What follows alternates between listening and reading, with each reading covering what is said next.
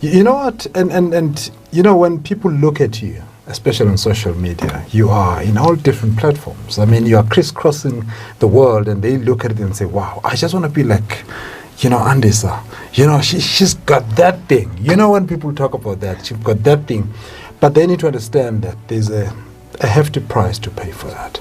Because people tend to be very, very much, you know, like fixated in wanting to be like someone, and yet they're not willing to pay the price. I mean, this is the danger. And this is a danger. Sorry to interrupt you, but this is a danger, I think, with social media, is that if you look at it from that superficial lens, right, we make these things look glamorous. Yes. Right? We don't tell the backstory. The backstory is, as we sit today, I'm exhausted. I was at a conference all of last week. I was traveling. I got in on Saturday night. It was my child's birthday. I had to run around yesterday, and I had a full day of work, so I have not had rest.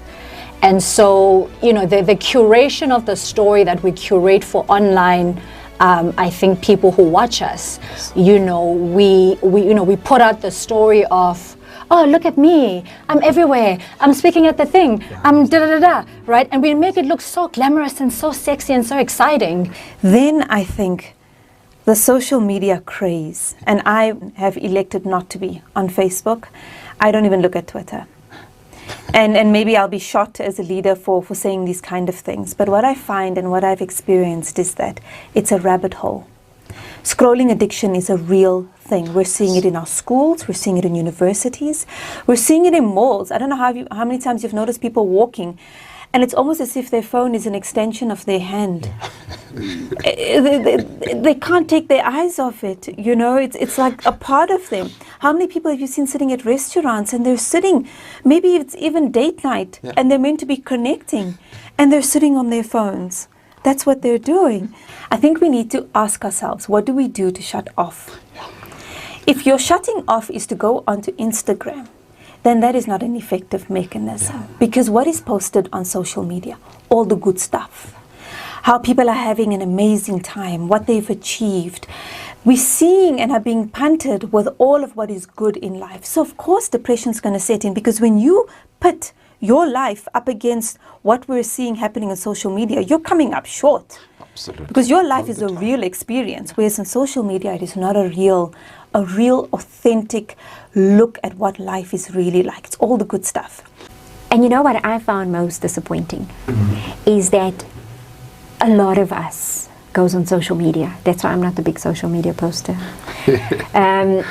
But a lot of people brand themselves so well on social media. Female leaders, or in general? Let's say in general, but because of the female leaders that I've been exposed to, and I'll speak from that perspective, is that they brand themselves so amazingly on social media, and the selfies. And then I look at that and I thought, you know, I was one of those females, you didn't do that.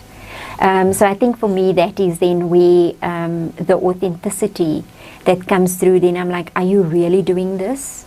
Did you change? Was it just me? What was it about me? And you know, I've stopped doing that because that's a form of abuse. You know, where you keep trying to find, what did you do that they treated you like that? Yes. So that's why you won't always find me on social media, because you know, if I'm not going to share the challenges, why would I share the good stuff only? Absolutely. And thank you. That's one of the reasons actually why I reached out to you, you know, because of that level of authenticity. Because these are things, you know, here in this platform, we don't just talk about this, you know, like the fluffy stuff and that. We just want to talk about things that most people are even scared of talking about. And like what we've just shared, I mean, it's something powerful. And that's something, because everyone is putting this facade that, everything is fine, look at me, look at my position and that. But when you talk with them, I mean, as a coach as well, I mean, I get a lot of people who come and cry in my office here and I say, but this is the different person from what they, you know, portray themselves as, you know, on social media, which is a challenge. And I really appreciate that.